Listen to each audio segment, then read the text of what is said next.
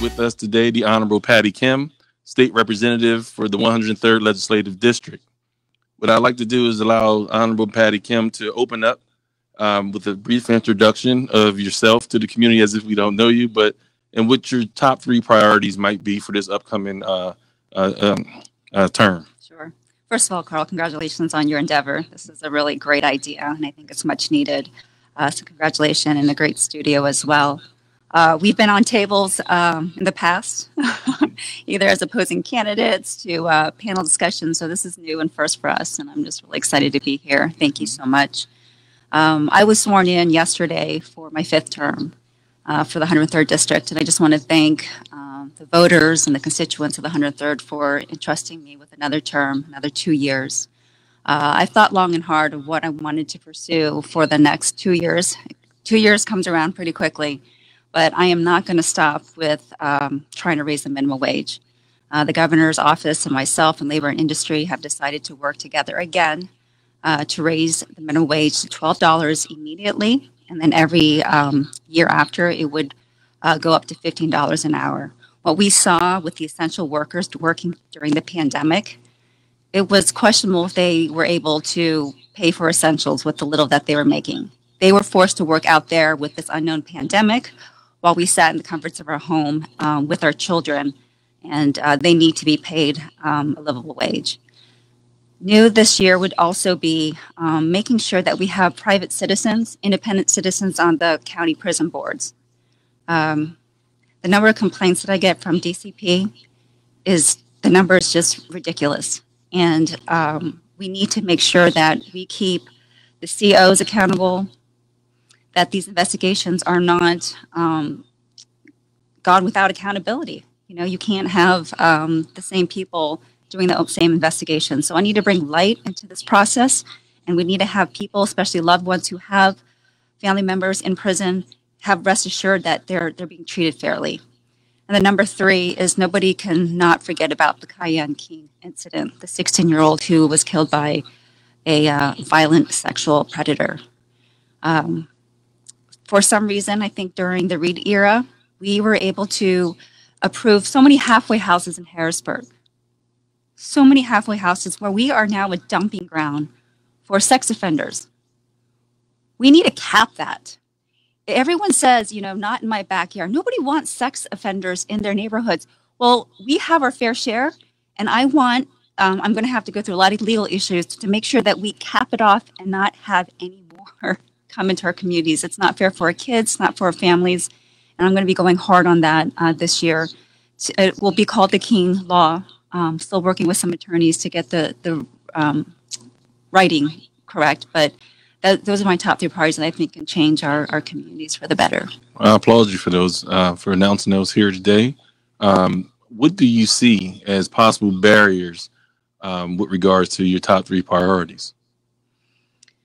So, Karl, the state is big and it's diverse, and we have, unfortunately, a lot of rural areas where representatives and senators have no idea what challenges and pain that urban areas go through.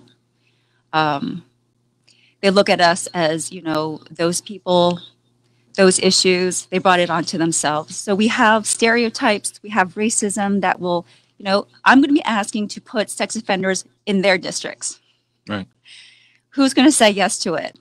But I'm going to push hard for fairness, not for special treatment, but fairness, to spread it out so that one neighborhood doesn't have to endure such pain and never ever have to go through that tragedy again. Well, I would just simply say that it is, as opposed to just fairness, is equitable for those returning citizens who may be sex offenders to be able to return to their own communities as well. Absolutely. Because a lot of times what we may want to talk about is the fact that a majority, I'm willing to go out on a limb and say, since we have an overabundance of halfway houses here in our city, overwhelming majority of those individuals who may be sex offenders or other crimes are typically not native Harrisburgers.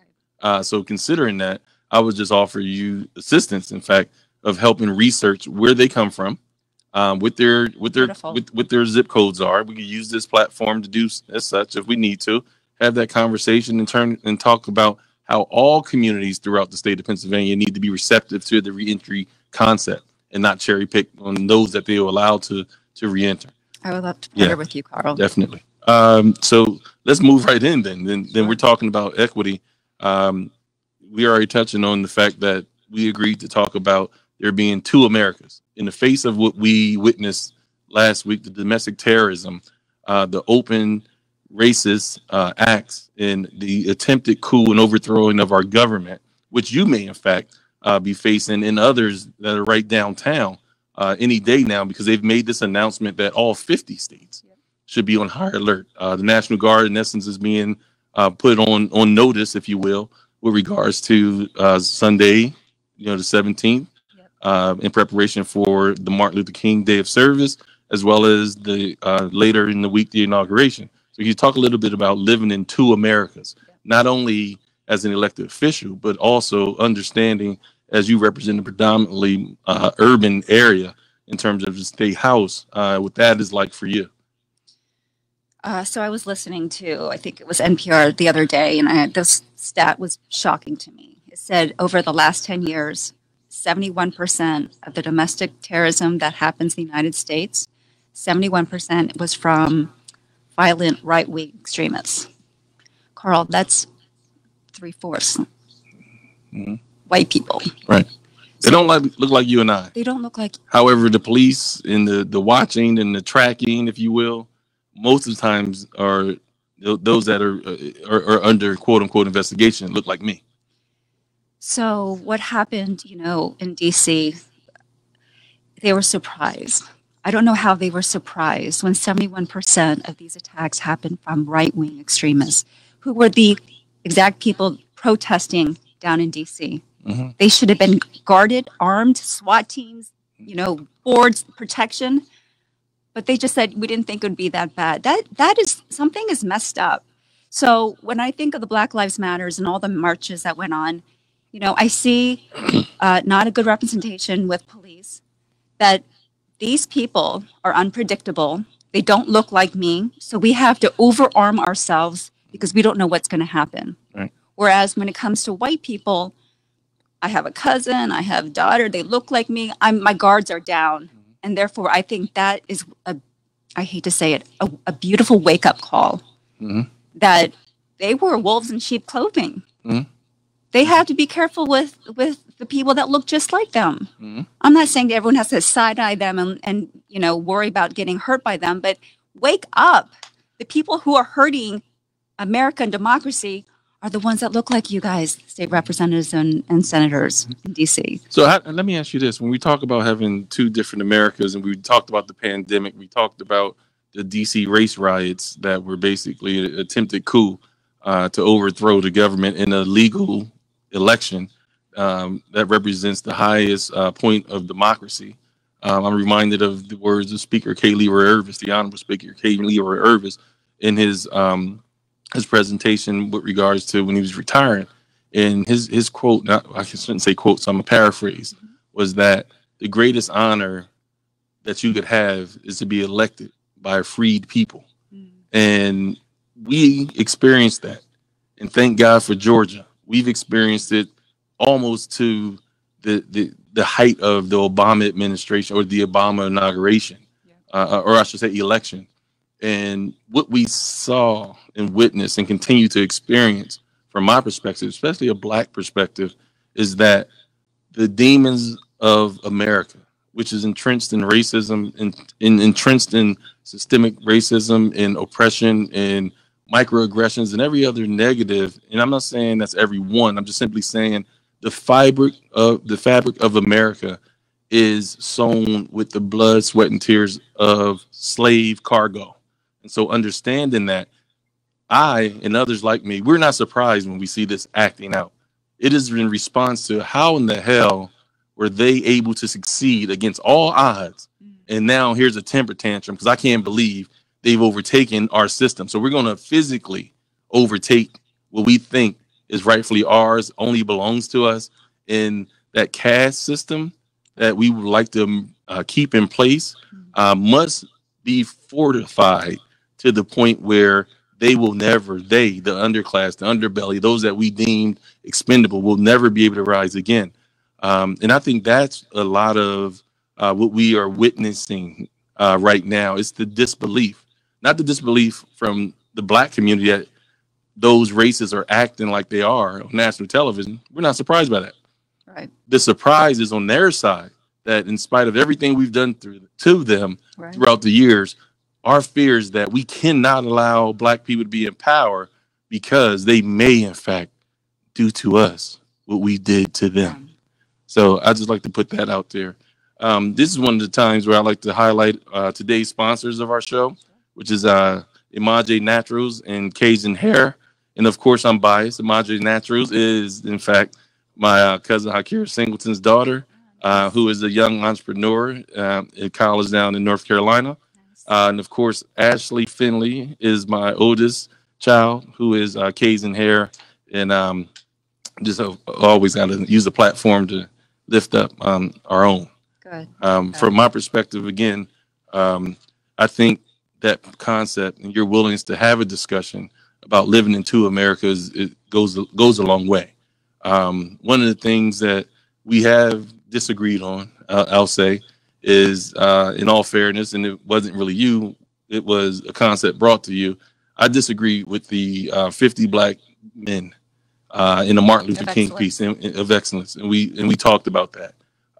And I definitely did not think that was something we should have been doing with the signs, the jail sign. I understand, artistic design and thought. I'm not artistic though, so all I saw was Black men reenacting, something that I didn't agree with. That brings me to the fact that talking about two issues. That being one, in terms of Black entrepreneurship and having access to funding, RCAP money and other areas of funding. And the other side is talking about where do we go from here, with you being actually a part of the Black Caucus. So how are those conversations, going, and how do you see your role in that? So if you can just talk about those two, if you have, a strong desire to, right at this point. Sure. So I know you wanted to move past the 50 Men of Black Excellence, but I did want to speak up. I have also Michelle Green here, who was a photographer and did an amazing job. But it was the signage was a symbol of what Dr. King and his civil disobedience, and that's why he went to jail, because he didn't have a permit to march. And I wanted to push back in people's faces and in their stereotypes that when you see a Black man with the signboard, you automatically think it's a prison number. But if you look at it, it's all of their accomplishments. So it was kind of a play on that, which I'm very proud of that project, Karl. So on social media, you were pissed about the small business acceptance rate for PPE. I heard you, Karl. First round, there was 50 in Dauphin County. I don't have the stats for Harrisburg, but 50% went to persons of colors, their businesses, and they were basically targeted to barbershops and small mom and pop shops, restaurants, and whatnot. After speaking to Dan Bennecourt, who is the CDFI, he heard, and round two, 72% people of color in Dauphin County were able to get a loan, much needed loan for PPE. And this whole part, I think, is also good news, is that, sorry, I'm not feeling well today. the loans, when they first came out from Congress, all the businesses who just happened to have attorneys on payroll Exactly. Right. sucked up all the money. Yep. And by the time my small business owners wanted to apply, the money was gone. Mhm. So it was good news that they were able to put some money aside for people of color businesses. Is it an improvement? Yes, but is it enough? Absolutely not. Right. So my theory for Black-owned businesses is a mantra in my head. You support, you point resources to them, and you promote constantly. I'm wearing Urban Snob's shirt with D. You know, we have to constantly keep our businesses in mind. And for example, we catered for public housing senior citizens, you know, and it used catering from our business. And what I don't do with our Black-owned businesses, I don't ask for a discount. Right. You don't ask for discounts because they have to make the money, have a living, and do well as well.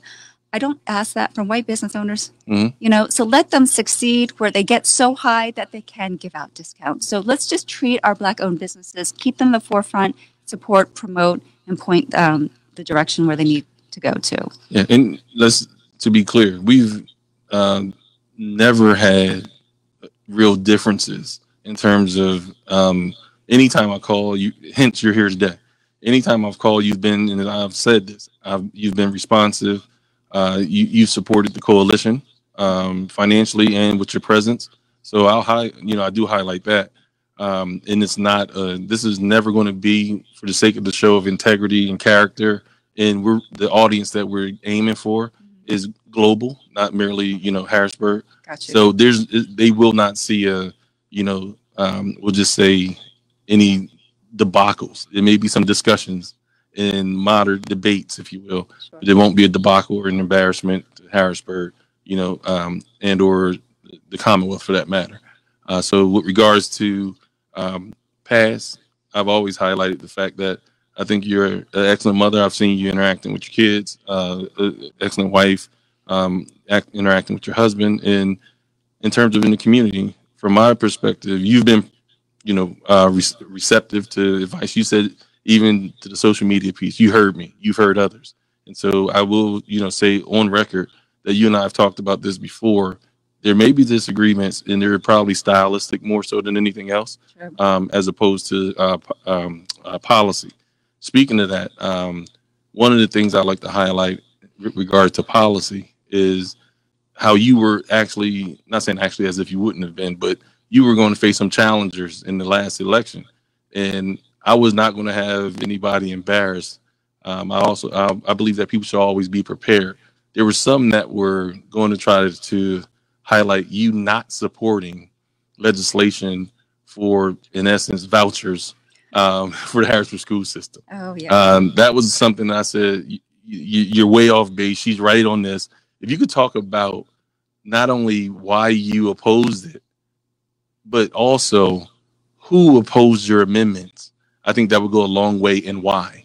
Sure, Carl. Thanks for bringing that up. It was a battle on the House floor, but we maintained to make sure that this bad bill didn't pass. So Mike Turzai, who was the former Speaker of the House, had strong ties with Betsy DeVos, who was the former Education Department Secretary. And their sole purpose, I have nothing against private schools, Carl. We know that all students need good education, and if private school is great, then great. But they specifically wanted to help Catholic private schools because tuition was low. Mm-hmm. And so the bill would allow anybody in the city of Harrisburg, no other school district out of the 500, just the Harrisburg School District, no matter what salary the parents are making, you can be making $1 million a year, you could get a free voucher for a private school. And they didn't mention Harrisburg School District, but it was the one who has a receiver. So they are targeting Harrisburg. They're targeting a financially distressed school with no limits. And so, and then the school district would have to pay millions of dollars for that, Carl. Mm-hmm. What sense does that make? We are already hurting. We have a receiver. I want to see a superintendent, a permanent one in place. They took advantage of a very fragile school district.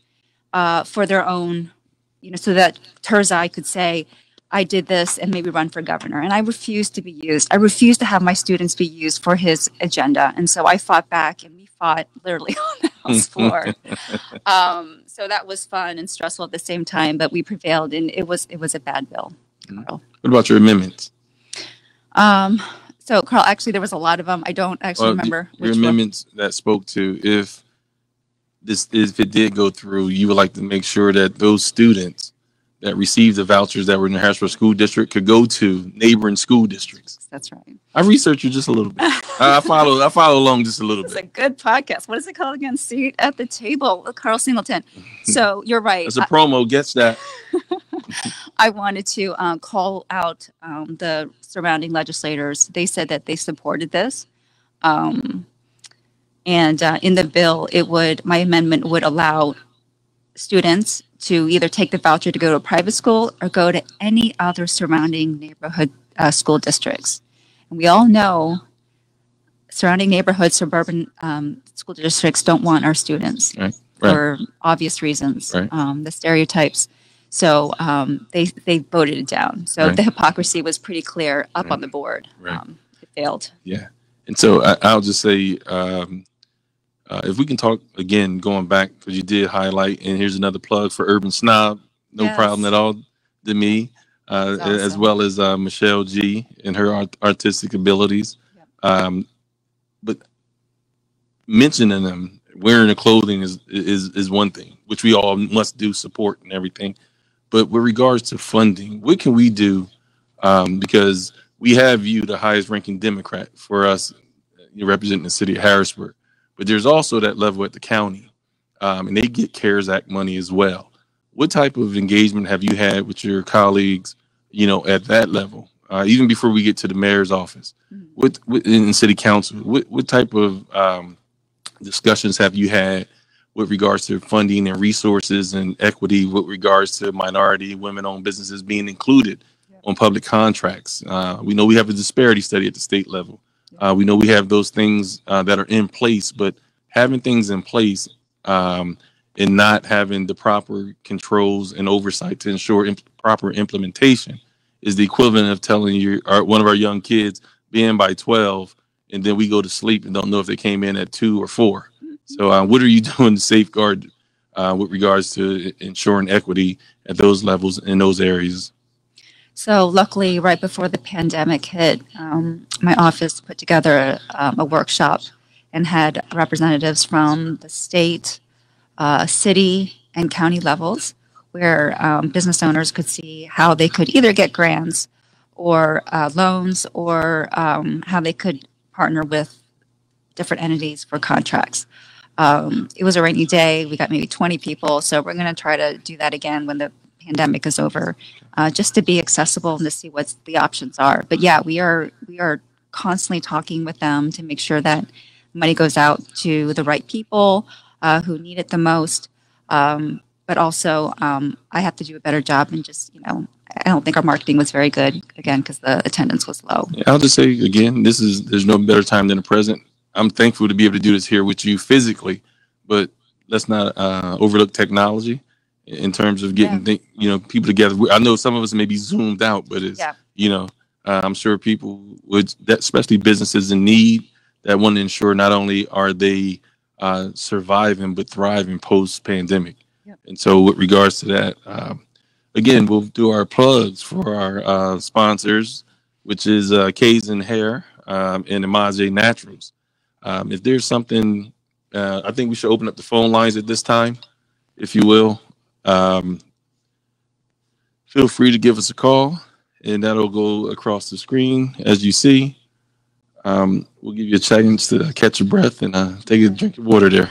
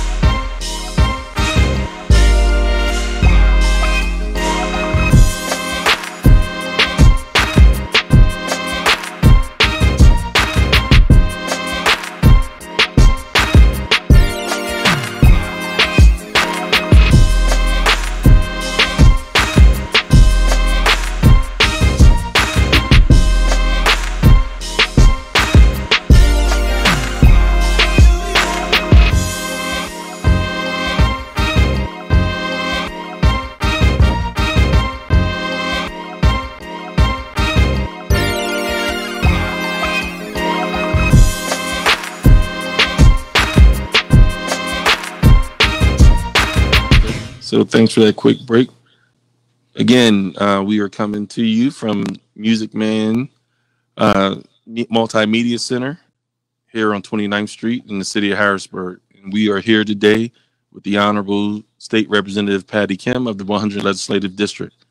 Representative Kim, we were talking a bit about where we were currently. Of course, we've transitioned through the DC riots. We've talked about minority business enterprises, making sure there's equity with regards to funding. We talked briefly about making sure that there's equity regarding contract opportunities when there's public dollars being spent. What we didn't talk about is you're more than just a political figure. You also had a job before, and so if you talk a little bit about your previous life, and I think it'll be a good transition with regards to how you are able to have a different insight from an elected official's perspective to what's going on now in our country, in DC, and some of the things that we actually see on our Capitol steps over the weekends, throughout the summer. Yeah, so what brought me into Harrisburg in 2000 was a job at the CBS affiliate as a news reporter. And then I used to do the morning show as well. Woke up at 3:30 in the morning and did snowstorms and whatnot. I paid my dues and thought, I would continue that and maybe go back down to DC where I was raised in high school. But Harrisburg caught me. The people caught me. They kept wanting me to do the lead for the 6 o'clock news, and it was always the hard news stories. And I was always drawn to the people who were doing good things, the people, the community organizers.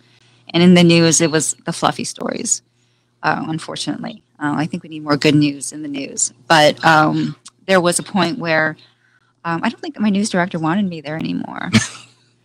So I know it's incredibly illegal now, but he said I was pregnant. I said, I need another shift. I can't have a baby and, leave at 3 o'clock in the morning. He's like, I can't believe you said this.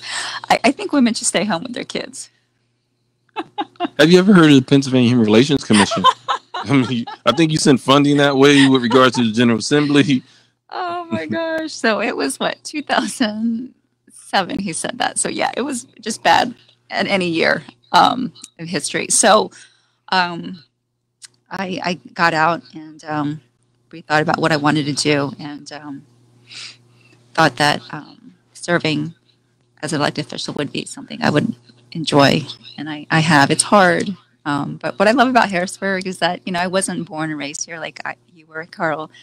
But voters will just watch you for 10 long years and just to see what you're made out of, where your heart is, what your motivation is.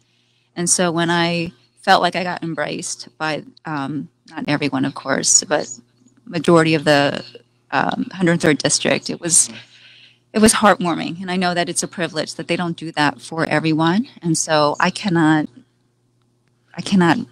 relax. Right. There's too much that needs to be done. If I wanted to relax, I would, go do something else. So I'm very aware of the privilege and honor to serve.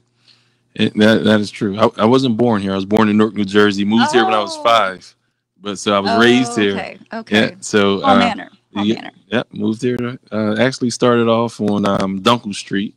Okay. And that's a whole nother story. So we were truly a multi-family house. We'll say uncles and grandparents and everybody. So that was there. Do you remember how we first met or where we first met? As I was getting ready for here, I thought of that question and I don't remember. I remember we were at a fundraiser. I'll just say on Green Street, way up across Division. Okay. And you can figure the house out by saying that. I think I have an idea. I'm sure. And you were being introduced by, we'll just say a black gentleman who was walking around with you. You guys ended up serving on city council together.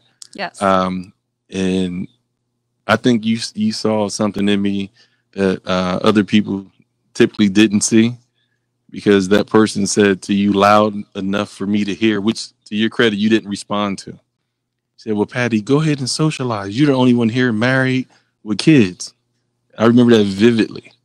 And so I approached that young person and I asked him, I said, so are you trying to highlight the fact that I have kids out of wedlock? Is that what you're saying? Her thing is over me? And he and I had a conversation, and you walked off and went on.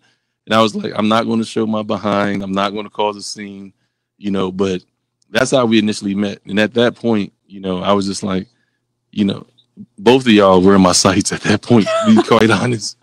But, it was one of those things where as life goes on, we embrace, our differences. We've had conversations over the years, and some of them has been that we agreed on, others have not.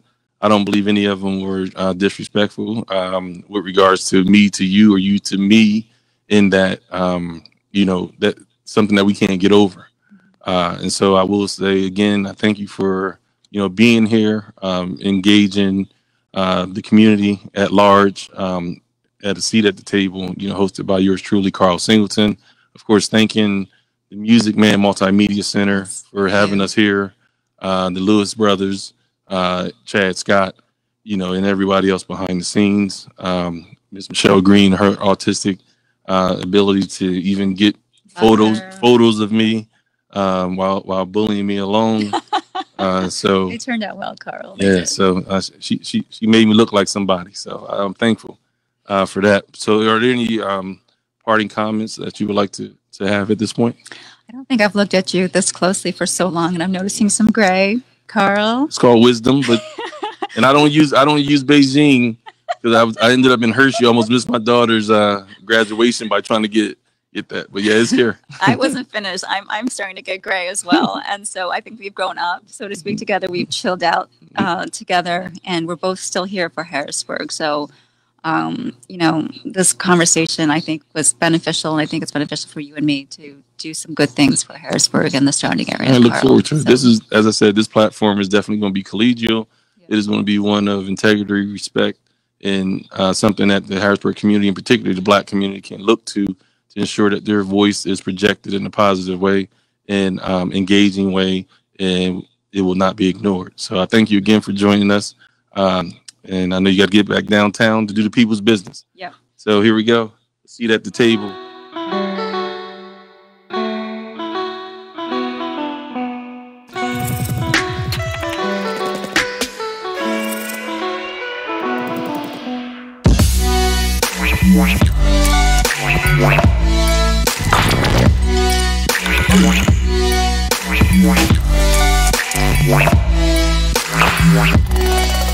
Wow.